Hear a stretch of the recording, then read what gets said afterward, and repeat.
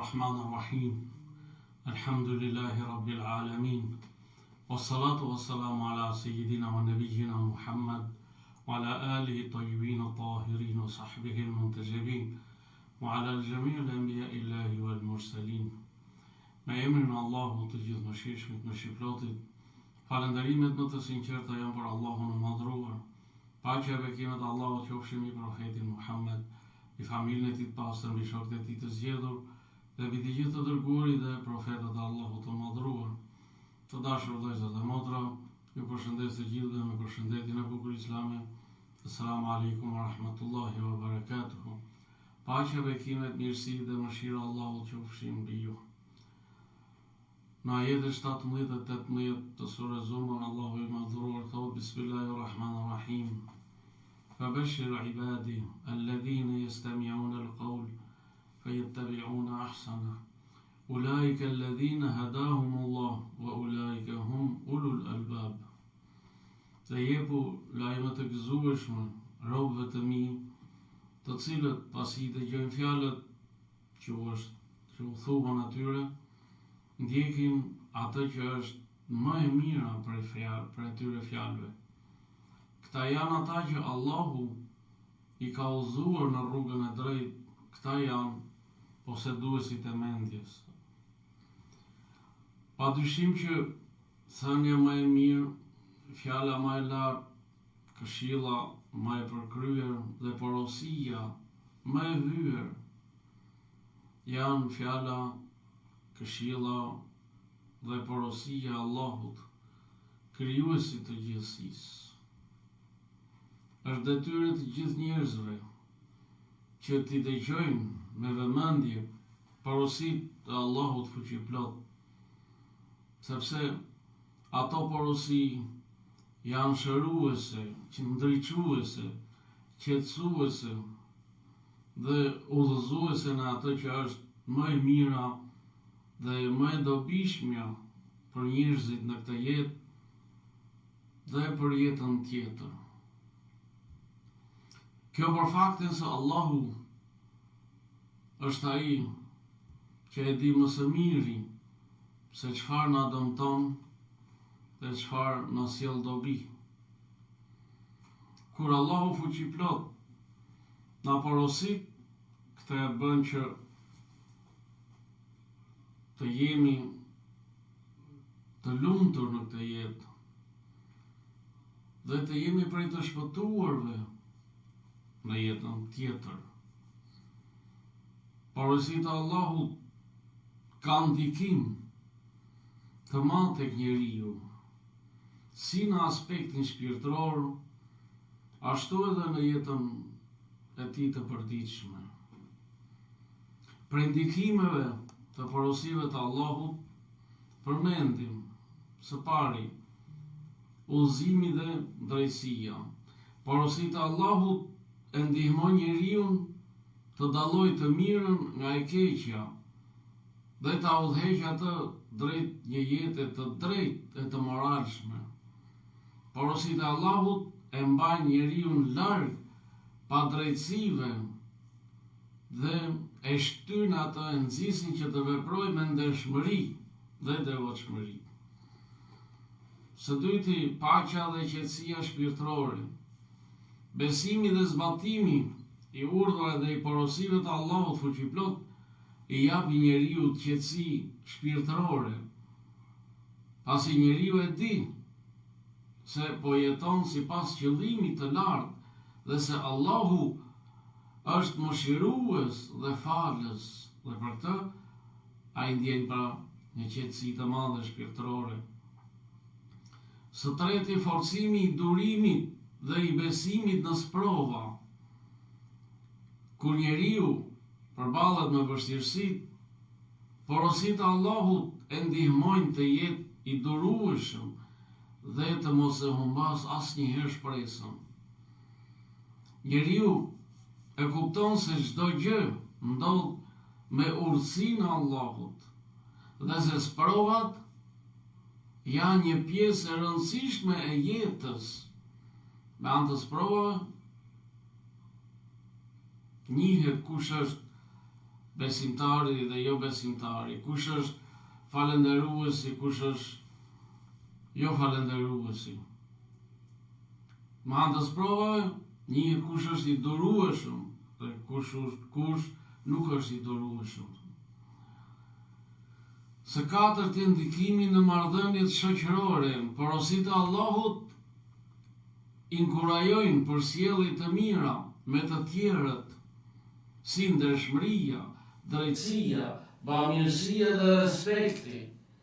Pra Allahu ne na porosit që të bashkëpunojmë me të tjerët pra me ndershmëri, me drejtësi, na porosit për bamirësi, na porosit ta respektojmë njëri tjetrin, na porosit që ta duam njëri tjetrin. Dhe kjo ndihmon në krijimin e një shoqërie më të drejtë dhe më harmonike. Së pesti, motivimi për të kërkuar dituri dhe përmirësimin vetjak. Allahu e porosit njeriu që të kërkoj dituri dhe të reflektoj mbi krijimin e tij. Fjala e parë që Allahu i shpalli njeriu më të përkryer, profetit Muhammed sallallahu alaihi wa alihi, ishte Iqra, lexo, që është çelësi i diturisë. Porosit e shtyr njeriu pra të mësoj dhe të përmirësohet në çdo aspekt të jetës së tij. Dhe ndikimi i gjashtë i porosisë, shpëtimi dhe jeta e përtejme. Besimi në Allahun dhe ndjekja e porosive të tij, pra porosive të Allahut, dhe jeta e përtejme. Besimi në Allahun dhe ndjekja e porosive të tij, pra porosive të Allahut, i japin kuptim të plot jetës, duke e përgatitur njeriu gjithashtu që të jetë prej të shpëtuarve në jetën tjetër.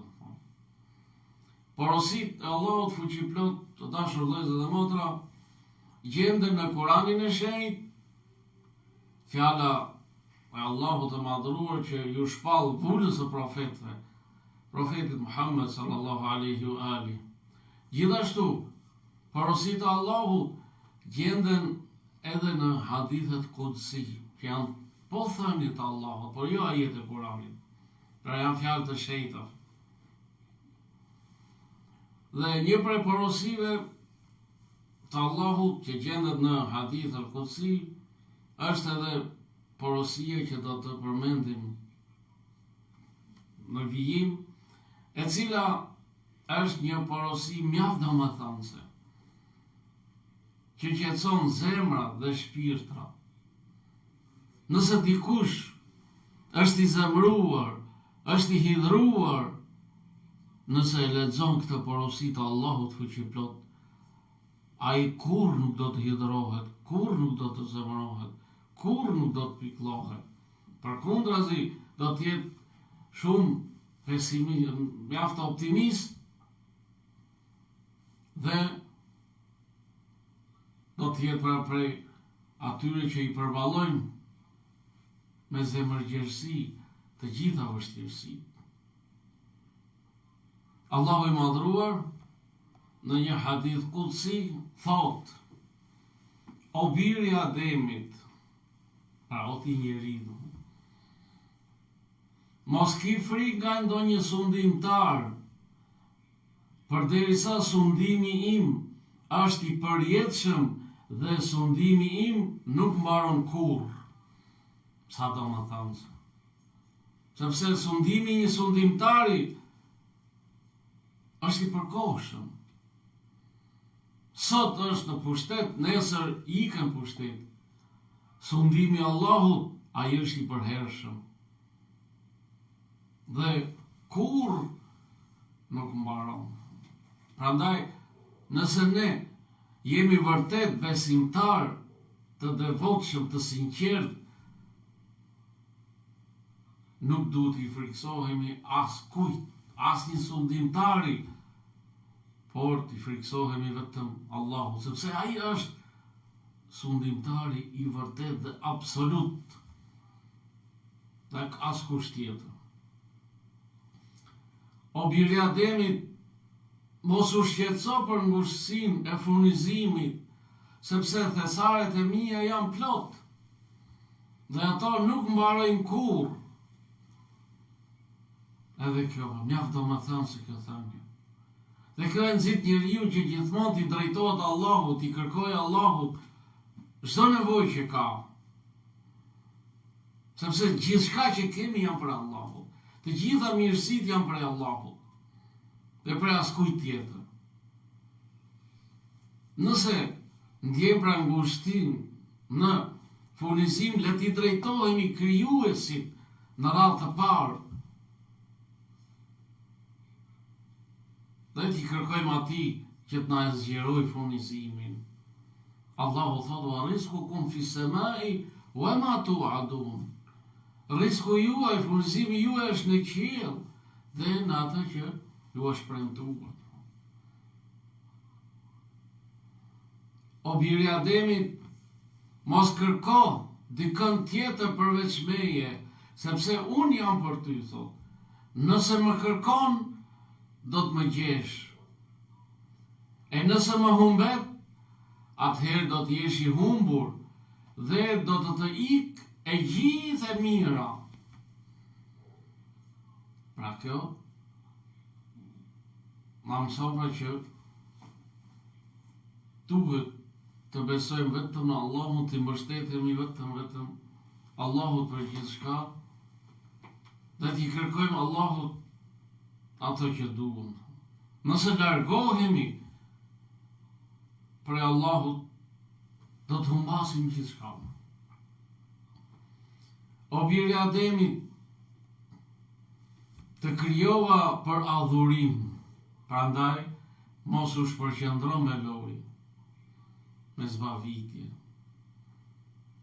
Wa ma khalaqtul insa wal jinna illa liya'budun. Njerëzit e gjindet nuk i kam krijuar për tjetër gjë vetëse të më adhurojnë, thot Allahu. Të kam caktuar furnizimin tënd, prandaj mos u mundo tepër. Nëse kënaqesh me atë që të kam caktuar, do ta shlirosh zemrën dhe trupin tënd dhe do t'jesh i lavdruar tek unë. Por nëse nuk kënaqesh me atë që të kam caktuar, atëherë pasha mallështinë dhe lavdinë time, do të bëj që dynjaja të sundoj dhe të vraposh pasaj si kafshët e egra në shkretir, por në fund nuk do të kesh asgjë më shumë se sa ajo që unë ta kam caktuar dhe do të jesh i qortuar tek unë. Kjo na mëson që të jemi pra të kënaqur me caktimin e Allahut, me atë që na ka caktuar i Madhi Zot. Por askush të mos mendoj që përderisa Allahu e ka caktuar furnizimin, nuk duhet të përpiqemi. Jo, duhet të punojmë, duhet të përpiqemi, por duke u mbështetur tek Allahu, duke i kërkuar Allahut mbarësi, fuqi. O birri Ademit, i krijova 7 qiejt dhe 7 tokat pa u lodhur nga krijimi i tyre. A mund të më lodh mua që të sjell ty një copë bukë? Imagjino njëri, Allahu fuqiplot, ai krijuesi i 7 qiejve, i 7 tokave, me gjithçka që gjendet në to. Dhe i krijoi ato pa u lodhur. E si do të jetë i lodhur Allahu që të na dërgojë ne, na siguroj një kafshat bukë. Allahu është i plotfuqishëm, i gjithdijshëm, furnizuesi, dhuruesi, i mirë informuari për krijesat e tij. Në dorë të tij pra është gjithçka. Prandaj detyra jonë është të besojmë në të, ta falenderojmë që na ka sjell në këtë jetë, që të shikojmë krijimin e tij, krijimin e tokës, krijimin e qiejve, dhe gjithçka në tokën e qiell, Allahu e ka vënë në dispozicionin ton.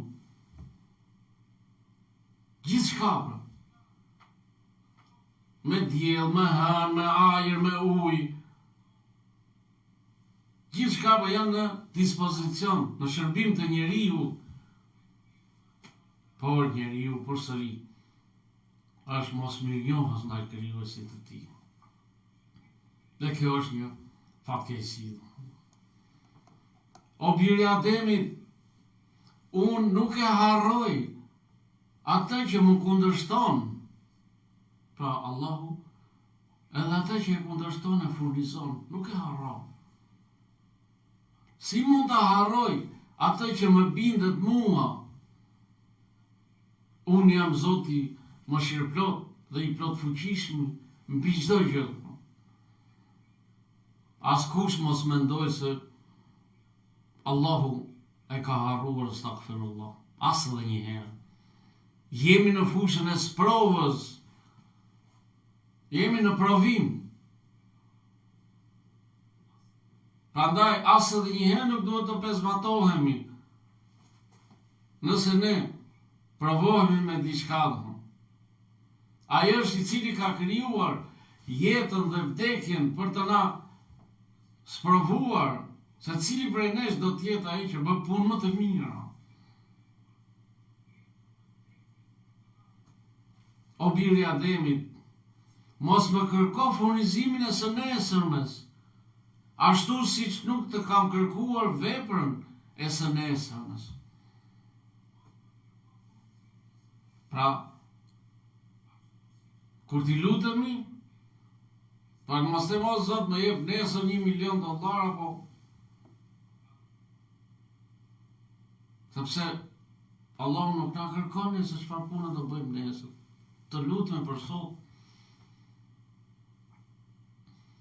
O birë Ademit, unë të dua ty, thot Allah. Prandaj, për hirin tim, dua më edhe ti mua. Sa madhështore. Allahu është i dashur me të gjithë njerëzit. Allahu i do të gjithë njerëzit. Allahu adon të mirën të gjithë njerëzve. Allahu është e mira absolute. Nëse nuk do ta donte, Allahu njeriu nuk do ta vendoste me këmbësin e tij në tokë. Dhe kjo Allahu thot, o birë Ademit, thot, unë të dua ty. Prandaj, për hirin tim, për hatrin tim, thot Allah, më duaj edhe ti mua. Sa madhështore për këtë thënë. Kjo porosi e Allahut fuqiplot. Sa shumë kemi nevojë për këto porosi të krijuesit ton, fuqiplot dhe të urtë, dhe veçanërisht në këto ditë, ku shumica e njerëzve janë të zhytur në botën e materializmit dhe e kanë harruar krijuesin. E kanë harruar veten e tyre se kanë edhe shpirt, kanë edhe zemër. Interesohen vetëm për trupin, interesohen vetëm për pamjen e jashtme.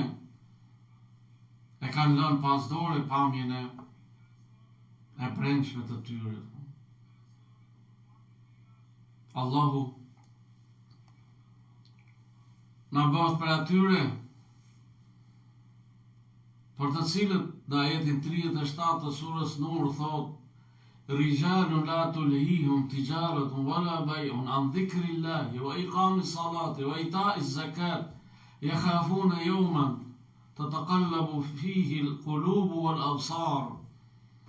Njerëz, Allahu na bërë për këtyre njerëz të cilët shitblerja nuk i pengon për të përmendur Allahun, për të falur namazin dhe për të dhënë zakatin, dhe të cilët kanë frikë nga dita e kiametit e ringjalljes, kur zemrat dhe shikimet do të jenë të shqetësuara. Të dashur vëllezër dhe motra, le të kthehemi tek Allahu, tek krijuesi ynë. Nëse dëshirojmë të kemi qetësi, mbarësi, begati, lumturi në këtë jetë, le të kthehemi tek krijuesi, tek e mira absolute, i cili urdhëron për drejtësi dhe mirësi dhe mirësjellje dhe ndalon nga çdo e keqe, nga çdo ndyrësi, nga çdo gjë e neveritshme. Të besojmë në Allahun, të mbështetemi Allahut, të kërkojmë Allahut gjithçka që na nevojitet. Allahu ju ruaj dhe ju bekoft, ju dhe familjet tuaja, kudo që t'jeni, inshallah. Allahu na ndriçoft jetën me dritën e Kuranit të shenjtë. Wassalamu alaikum wa rahmatullahi wa barakatuhu. Paqja, bekimet dhe mirësitë e Allahut qofshin mbi ju.